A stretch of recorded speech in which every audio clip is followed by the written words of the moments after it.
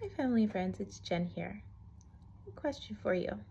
If I were to show you this puzzle piece, could you identify what the big picture is?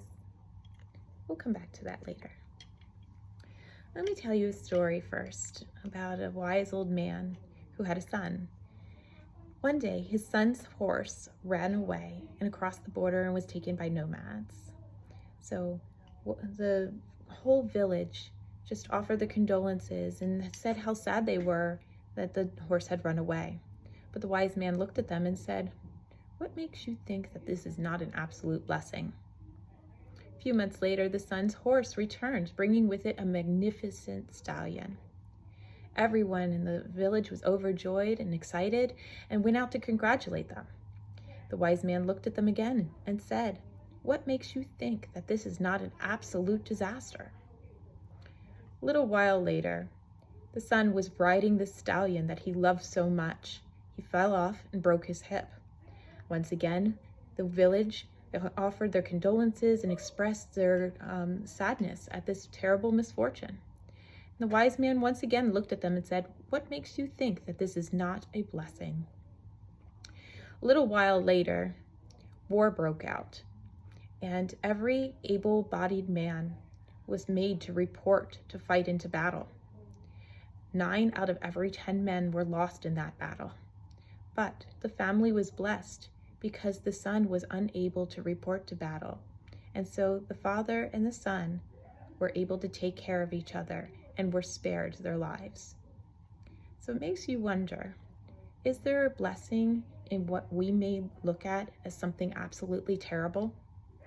The story of Joseph and his brothers in the Old Testament talked about how Joseph was sold into slavery, beaten, and mistreated by his brothers. In Genesis chapter 50, verses 19 to 21, he responds to his brothers after the fact and says, "You intended to harm me, but God intended it for good, to accomplish what is now being done, the saving of many lives. So then do not be afraid. I will provide for you and your children."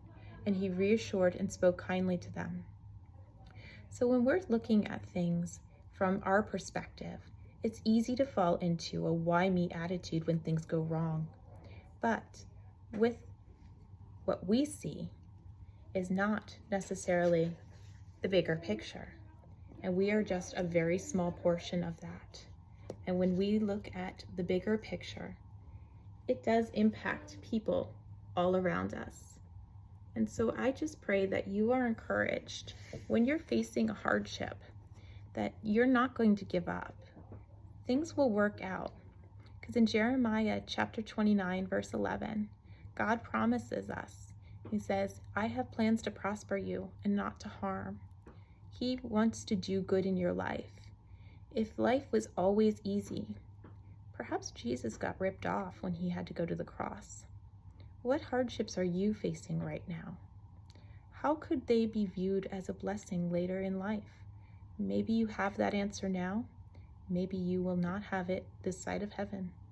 But either way, I pray that today you are encouraged and that you understand that you have a power in you to overcome and to come out on top with greatness. I pray for your encouragement. God bless, friends.